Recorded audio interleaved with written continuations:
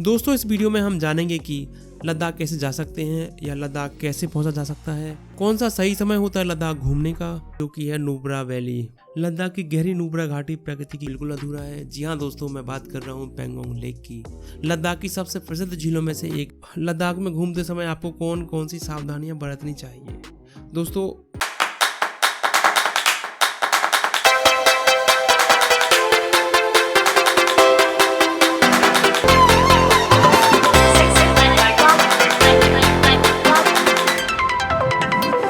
बर्फ से ढके हिमालय, जंस्कार और काराकोरम पर्वतमाला की आकाशभेदी चोटियों से घिरा लद्दाख, जो श्योक, जंस्कार और सिंधु घाटी के क्रिस्टल जल से और भी सुनहरा दिखाई देता है। लद्दाख अपनी लुभावनी सुंदरता के कारण भारत में सबसे खूबसूरत पर्यटन स्थलों में से एक है। हमेशा सर्द रहने वाला मौसम, नीला पानी, बिहड़ के नजारे और भव्य दृश्य दुनिया भर के पर्यटकों को इस क्षेत्र की ओर आकर्षित करते हैं। हालांकि यहाँ की जलवायु साल के ज्यादातर महीनों में बेहद सर्द हो सकती है, लेकिन लोगों के बीच यहाँ आने का उत्साह हमेशा चरम पर रहता है। 31 अक्टूबर 2019 को लद्दाख एक केंद्र शासित प्रदेश बन गया था। यह अपनी दूरस्थ पहाड़ी सुंदरता और विशिष्ट संस्कृति के लिए प्रसिद्ध है। यहाँ कई स्तूप और मठ हैं, यानी कि मोनेस्ट्रीज हैं, जहाँ शांति के लिए आप ठहर सकते हैं। बारीक नक्काशी रंगों के मिश्रण, शांत वातावरण, अति सुंदर अवशेष से सुसज्जित ये बौद्ध धर्म के केंद्र आपको आश्चर्यचकित कर देंगे। दोस्तों आप लद्दाख की ऊंची ऊंची झीलें जरूर घूमें। झीलों के किनारे बैठें और अपने सामने शानदार पहाड़ों को देखते हुए बादल, हवाओं और मौसम का आनंद लें। दोस्तों आप देखेंगे कि पूरा दृश्य नीले, सफेद और भूरे रंग का एक समा मिलन है। क्षेत्र की संस्कृति और भोजन भी आकर्षक है। खूबसूरत खड़ी चट्टानों को देखने के लिए लद्दाख की यात्रा आप जरूर करें। दोस्तों नमस्कार दोस्तों, मेरा नाम है अवनीश प्रजापति, आपका domestic and international travel adviser, और स्वागत करता हूं आपका FTR हॉलीडेज प्राइवेट लिमिटेड में। आशा करता हूं हमारी FTR हॉलीडेज की पूरी फैमिली अच्छी होगी और अपना ख्याल रख रही होगी। दोस्तों हम सभी कोरोना महामारी से निकल रहे हैं और ट्रैवल फिर से स्टार्ट हो गया है, ये बहुत अच्छी बात है। अब आप इंडिया में सभी जगह ट्रैवल कर सकते हैं और इंटरनेशनल ट्रैवल भी कुछ कंडीशंस के साथ ओपन हो गया है। तो आप जब भी इंटरनेशनल ट्रैवल प्लान करें, प्लीज उस कंट्री की ट्रैवल गाइडलाइन जरूर पढ़ें, या अपने ट्रैवल एजेंट से पूछ लें, या फिर हमसे भी आप नीचे दिए हुए कॉन्टैक्ट नंबर पर कॉल करके बात कर सकते हैं, जिससे कि आपको आपके ट्रैवल में कोई असुविधा ना हो। साथ में अपने वीजा के डॉक्यूमेंट की जानकारी भी ले लें फ्लाइट बुक करने से पहले, क्योंकि फ्लाइट जो सस्ती आती है वो ज्यादातर नॉन रिफंडेबल होती है। इसका मतलब होता है कि एक बार आप फ्लाइट बुक करने के बाद आप ना तो उसमें अपना नाम चेंज करवा सकते हैं और ना ही आपका पैसा वापस आएगा। तो इस छोटी सी जानकारी को आप ध्यान में रखें तो आपके बड़े पैसे सेव हो सकते हैं। दोस्तों इस वीडियो में हम जानेंगे कि लद्दाख कैसे जा सकते हैं या लद्दाख कैसे पहुंचा जा सकता है, कौन सा सही समय होता है लद्दाख घूमने का, लद्दाख में कौन कौन सी जगह हैं घूमने के लिए, यानी कि लद्दाख के टूरिस्ट प्लेसेस कौन कौन से हैं, कितने दिनों के लिए जाना चाहिए लद्दाख घूमने, और इसके बाद सबसे महत्वपूर्ण, लद्दाख में घूमते समय आपको कौन कौन सी सावधानियां बरतनी चाहिए। दोस्तों इन सभी प्रश्नों के उत्तर मैं आपको विस्तार से दूंगा। दोस्तों वीडियो थोड़ा सा लंबा हो सकता है, मैं आपको पहले ही बता देता हूं। तो अगर आपको पूरी जानकारी चाहिए एक ही वीडियो में तो आप वीडियो को पूरा देखिए, वरना आधी अधूरी जानकारी तो आपको कहीं भी और कैसे भी मिल सकती है। दोस्तों जैसा कि आप सभी जानते हैं, मैं आपको इस चैनल के माध्यम से पर्यटन स्थलों और उनके टूर पैकेज की विस्तार से जानकारी देता हूँ। अगर वीडियो आपको अच्छा लगे तो वीडियो को लाइक कर देना, और अगर आप नए हमारे चैनल पे तो सब्सक्राइब वाला लाल बटन दबाकर चैनल को सब्सक्राइब कर लें, साथ में घंटे के बटन को भी दबा दें, जिससे कि आपको नए वीडियो की जानकारी सबसे पहले मिल सके और आप कोई भी वीडियो मिस ना करें। साथ ही नीचे कमेंट में बताएं कि आपको और कौन सी डेस्टिनेशन का वीडियो चाहिए। तो दोस्तों चलिए वीडियो को स्टार्ट करते हैं बिना टाइम गवाए। दोस्तों सबसे पहले बात करते हैं कि कैसे पहुंचे लद्दाख या कैसे जा सकते हैं लद्दाख आप। दोस्तों यह लगभग सभी टूरिस्ट का कॉमन क्वेश्चन होता है कि कैसे पहुंचा जा सकता है लद्दाख। तो दोस्तों मैं आपको बता दूं कि दो माध्यम है लद्दाख पहुंचने के। सबसे पहला माध्यम है बाई फ्लाइट, जो मैं आपको बहुत रिकमेंड करता हूं, और दूसरा है by train plus by road. ये दोनों मैंने एक ही ऑप्शन में रखे हैं क्योंकि डायरेक्ट लद्दाख तक ट्रेन की कनेक्टिविटी नहीं है। और यहाँ भी आप बाई रोड दो साइड से जा सकते हैं, एक जम्मू कश्मीर होते हुए और दूसरा हिमाचल होते हुए। तो जानेंगे हम विस्तार से इस वीडियो में। तो चलिए विस्तार से जानते हैं दोनों माध्यम के बारे में, जिससे आप अपनी सुविधा और बजट के अनुसार अपना माध्यम चुन सकें लद्दाख जाने के लिए। सबसे पहले बात करते हैं बाई फ्लाइट जाने की। दोस्तों लेह जो की राजधानी है लद्दाख की, यहाँ पे लेह एयरपोर्ट है जिसका नाम है कुसोक बाकुला रिम्पोंची।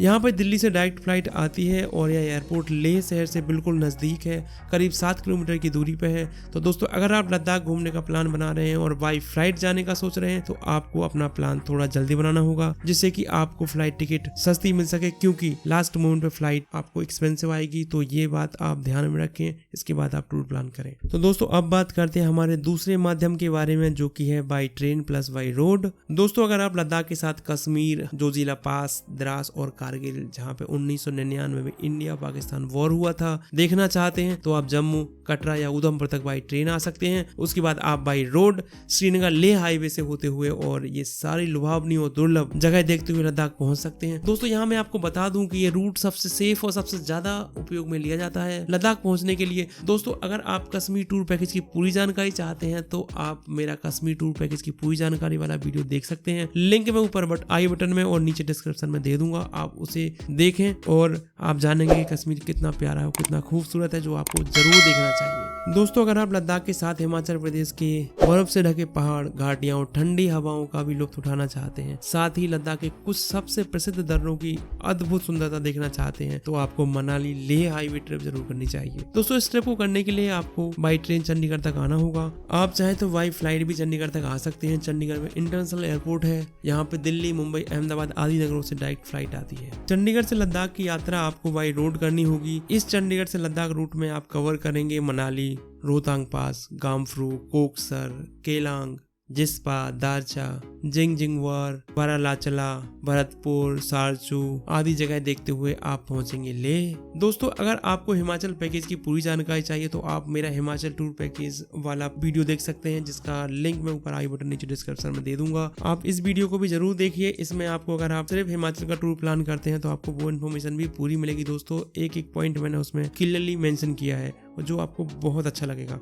तो दोस्तों यही ऑप्शन है लद्दाख पहुंचने के, जिसमें आप बाई फ्लाइट जा सकते हैं सीधे लेह, और दूसरे ऑप्शन हैं by train plus by road. या तो आप जम्मू कश्मीर श्रीनगर लेह होते हुए जाएंगे या फिर हिमाचल होते हुए। अब यहाँ आपको चूज करना है कि आपको कौन सा ऑप्शन चूज करना है। मैं यहाँ आपको रिकमेंड करूंगा बाई फ्लाइट जाने के लिए, उसके बाद बाई रोड तो फ्रॉम जम्मू कश्मीर से जाना बेस्ट होगा, क्योंकि वो रोड बहुत ही अच्छी होती है। दोस्तों अब बात करते हैं हमारे दूसरे पॉइंट की, जो कि है कौन सा सही समय होता है लद्दाख घूमने का। दोस्तों यह बहुत ही ज्यादा महत्वपूर्ण प्रश्न है जिसको आपको जानना बेहद जरूरी है अगर आप लद्दाख ट्रिप प्लान कर रहे हैं तो। दोस्तों सबसे पहले बात करते हैं बाई एयर ट्रेवल की, यानी कि जब आप फ्लाइट से अपना टूर प्लान करते हैं तो आप मई के लास्ट वीक से या जून के फर्स्ट वीक से अपना टूर प्लान कर सकते हैं, और अक्टूबर के लास्ट वीक तक जाना एडवाइजेबल होता है। उसके बाद यहाँ टेम्परेचर बहुत डाउन चला जाता है और ट्रेवल ना करने की सलाह दी जाती है। हालांकि आप लद्दाख पूरी साल ट्रेवल कर सकते हैं, लेह एयरपोर्ट पूरी साल ओपन रहता है, बट कुछ अलग टाइप के टूर होते हैं, जैसे कि विंटर्स में चादर ट्रैक, वो मैं अपने अलग वीडियो में कवर करूंगा। वो अलग टाइप के टूर होते हैं, वो आपको भी, अगर आप यंग हैं और आपको एडवेंचर बहुत पसंद है तो आप वो टूर भी कर सकेंगे, तो वो आने वाले वीडियो में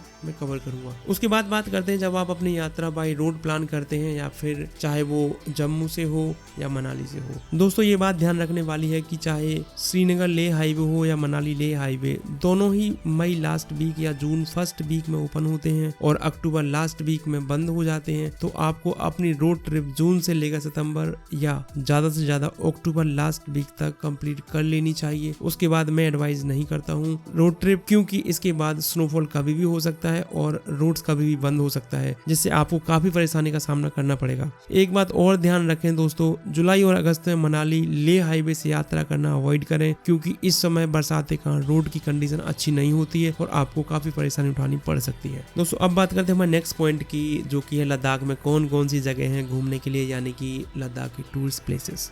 दोस्तों वैसे तो बहुत सारे अमेजिंग प्लेसेस हैं लद्दाख में घूमने के लिए, और मैं जब भी जाता हूँ लद्दाख मेरा दिल इसकी खूबसूरती में खो सा जाता है। दोस्तों मैं इस वीडियो में आपको 5 मस्ट विजिट प्लेसेस बताऊंगा। जी हाँ दोस्तों, अगर आपने लद्दाख जाके इन जगहों को नहीं देखा तो आपने कुछ नहीं देखा लद्दाख में। तो दोस्तों इस लिस्ट में सबसे पहले आता है लेह, जो कि राजधानी भी है लद्दाख की। तो चलो बात कर लेते हैं लेह के साइटसीइंग पॉइंट्स की।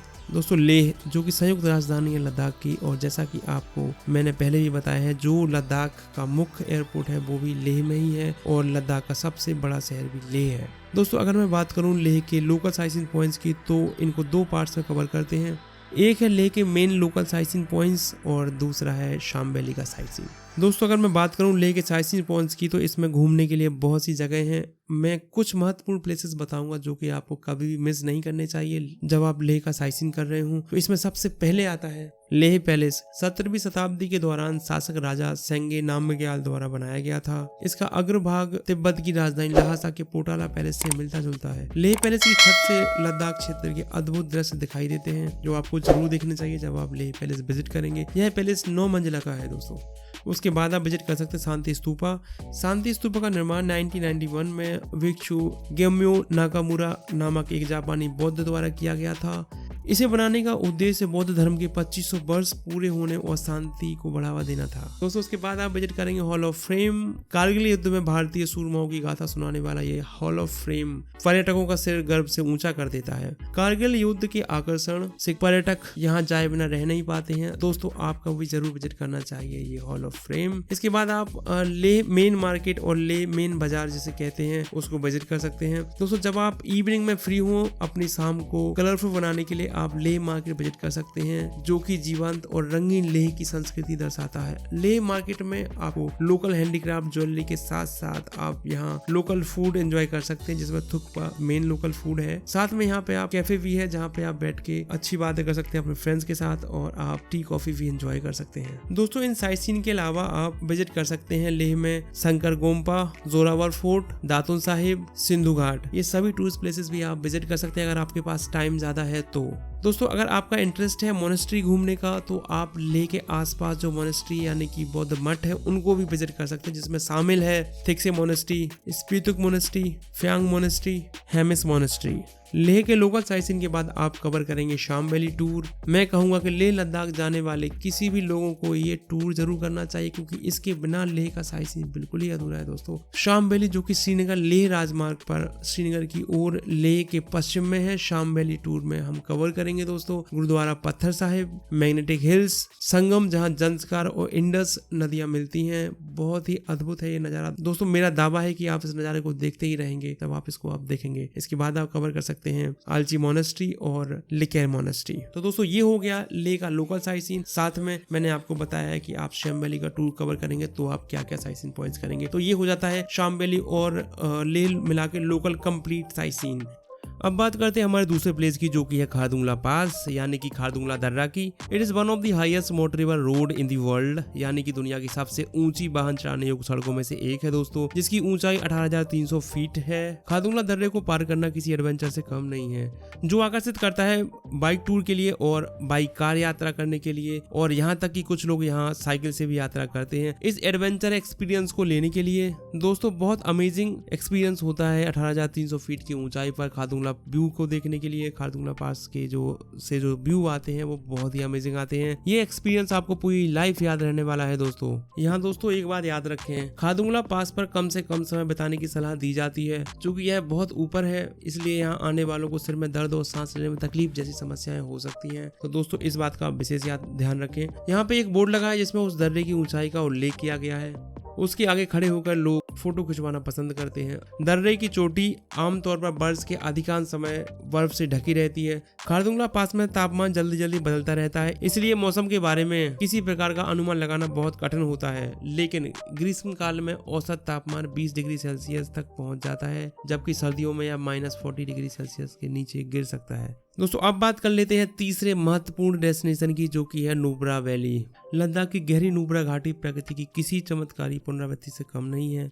सबसे अलग फिर भी आश्चर्यजनक शुष्क रेत के टीलों, प्राचीन खंडरों और शांत बौद्ध मठों के विशाल फैलाव के साथ नुब्रा वैली एक लोकप्रिय पर्यटन स्थल है दोस्तों जो लेह शहर से लगभग 150 किलोमीटर की दूरी पर स्थित है। नुब्रा वैली श्योक और सियाचिन नामक नदियों के संगम पर स्थित है। दोस्तों नुब्रा वैली को लद्दाख के बाग के रूप में भी जाना जाता है और इसे मूल रूप से लदुमरा कहा जाता है जिसका अर्थ होता है फूलों की घाटी। दोस्तों ठंडे रेगिस्तान को चिन्हित करते हुए लहराते रेत के टीलों के साथ यहाँ 2 कुबड़ वाले बैक्टीरियन ऊंट भी यहीं देखने को मिलते हैं। राजस्थान और भारत के अन्य हिस्सों में पाए जाने वाले एकल कुबड़ वाले ऊंटों के विपरीत बैक्टीरियन ऊंट जो केवल नुब्रा वैली के हुंडर में पाए जाते हैं जो लोक कथाओं के अनुसार प्राचीन व्यापारिक मार्ग सिल्क रूट से यात्रा करने वाले व्यापारियों द्वारा उपयोग किया जाता था। नुब्रा वैली के नियर बाई प्लेसेस जो आप विजिट कर सकते हैं उनमें सबसे पहले आप सियाचिन ग्लेशियर के पास बसा हुआ पनामे गांव विजिट कर सकते हैं। साथ में दीक्षित मोनेस्ट्री, यारप्सो झील, मैत्रेय बुद्ध और कुछ मोनेस्ट्री, यहाँ के कुछ अन्य मुख्य टूरिस्ट प्लेसेस हैं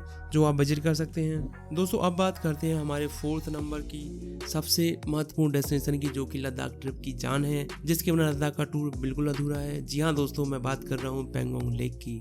लद्दाख की सबसे प्रसिद्ध झीलों में से एक पेंगोंग झील, जिसका नाम तिब्बत शब्द पेंगोंग सो से लिया गया है, जिसका अर्थ है हाई ग्रासलैंड लेक। नीले रंग के पानी वाली प्राचीन पेंगोंग झील समुद्र तल से 14,270 फीट की ऊंचाई पर मौजूद है। इसे दुनिया की सबसे ज्यादा खारे पानी की झील भी कहा जाता है। ये लगभग भारत चीन के बॉर्डर पर मौजूद है। इसका एक हिस्सा भारत में है तो दूसरा हिस्सा चीन में। यह झील इतनी खूबसूरत है कि यहाँ पर बॉलीवुड फिल्म 3 इडियट का एक सीन फिल्माया गया था। इसके अलावा यहाँ 3 इडियट पॉइंट भी है, जहाँ फिल्म के क्लाइमेक्स में इस्तेमाल किया गया पीले रंग का स्कूटर खड़ा हुआ है। क्या आप भी इस पर बैठकर फोटो खिंचवाना चाहते हैं? कमेंट करके मुझे नीचे बताएं। दोस्तों पेंगोंग लेक के किनारे आपको सिर्फ कैंप की सुविधा ही मिल पाएंगी। यहाँ पर आपको होटल नहीं मिलेंगे। डोंट वरी दोस्तों, टेंशन लेने की जरूरत नहीं है। दोस्तों यहाँ सभी प्रकार के कैंप मिल जाएंगे, जो कि बजट कैंप से लेकर लग्जरी तक सभी प्रकार के हैं। आप अपने बजट के हिसाब से चुनाव कर सकते हैं। दोस्तों यहाँ कैंप का स्टे भी आपको लाइफ टाइम याद रहेगा, क्योंकि ये कैंप लेक के बिल्कुल पास है और यहाँ से लेक व्यू भी बहुत जबरदस्त दिखाई देता है।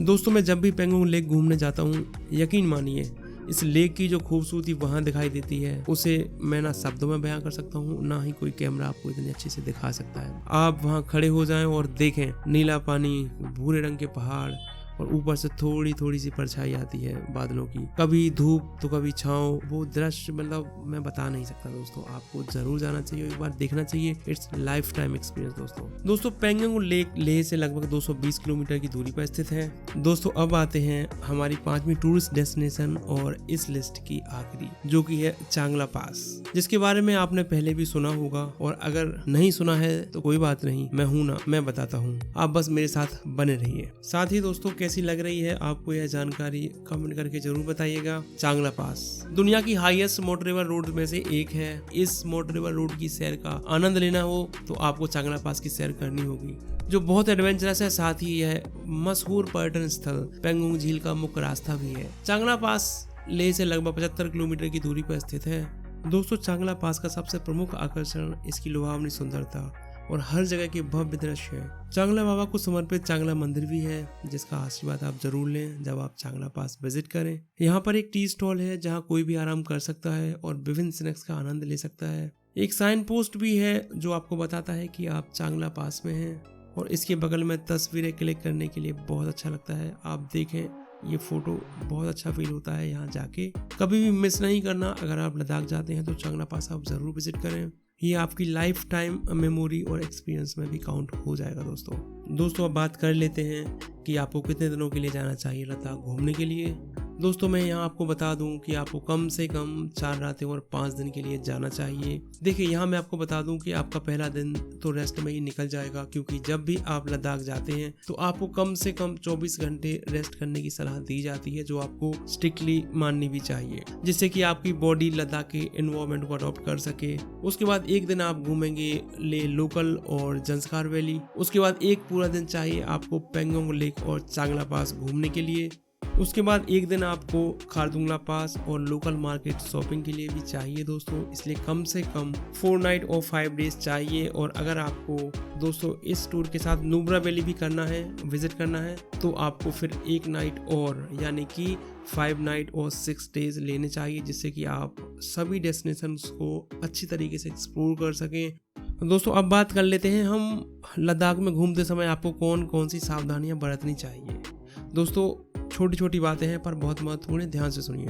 ज़्यादा ऊंचाई होने के कारण कई बार लोगों को सांस लेने में तकलीफ होती है। अक्यूट माउंट सिकनेस के बारे में आपने सुना होगा। यह परेशानी ज़्यादा ऊंचाई के इलाकों में जाने से होती है, इसलिए यहाँ जाकर आप कम से कम 24 घंटे का रेस्ट लें। और अगर आपको ब्रीदिंग इश्यूज होते हैं तो आप डॉक्टर से कंसल्ट जरूर करें दोस्तों, इसे इग्नोर ना करें। दूसरी बात दोस्तों, लद्दाख का मौसम मिनटों में बदलता है। बाहर देखने में आपको गर्म मौसम लगेगा, लेकिन एकदम से सर्द हवाएं चलने लगेंगी। अगर आपको ठंड की आदत नहीं है तो आपके शरीर को ठंडे मौसम के अनुकूल बनाने के लिए लेह में एक दिन रुकें कम से कम। इससे आपकी बॉडी को मौसम के अनुकूल होने में मदद मिलेगी। पहले दिन में ही घूमने के लिए ना निकलें, थोड़ी सी सावधानी बरतें। हम नॉर्मल एरिया से जाते हैं और वो काफी हाइट पे है, तो इस बात का आप विशेष ध्यान रखें। पहले दिन आप ज्यादा चढ़ाई ना करें और ट्राई करें कि आप होटल में स्टे करें और नियर बाई प्लेसेस थोड़ा सा घूमें। That's it.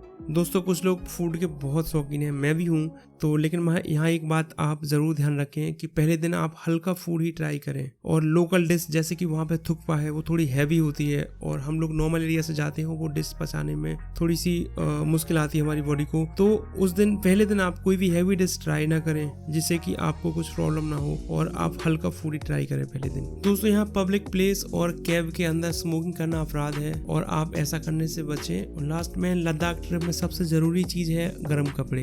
इन्हें आप साथ ले जाना ना भूलें। मोटी जैकेट के अलावा कई लेयर के कपड़े सर्दी से बचाने में कारगर होते हैं, इसलिए हो सके तो कई लेयर वाले पतले कपड़े साथ में जरूर रखें और मोटी जैकेट्स को वही रखें, जिससे कभी वेदर खराब होता है तो आप उनको यूज करें और आप सुरक्षित रहें और टूर अच्छे से एंजॉय करें। तो दोस्तों, यही थी लद्दाख टूर पैकेज की कंप्लीट इन्फॉर्मेशन। अगर आपको ये टूर बुक कराना है तो आप नीचे दिए हुए नंबर पर कॉन्टैक्ट कर सकते हैं।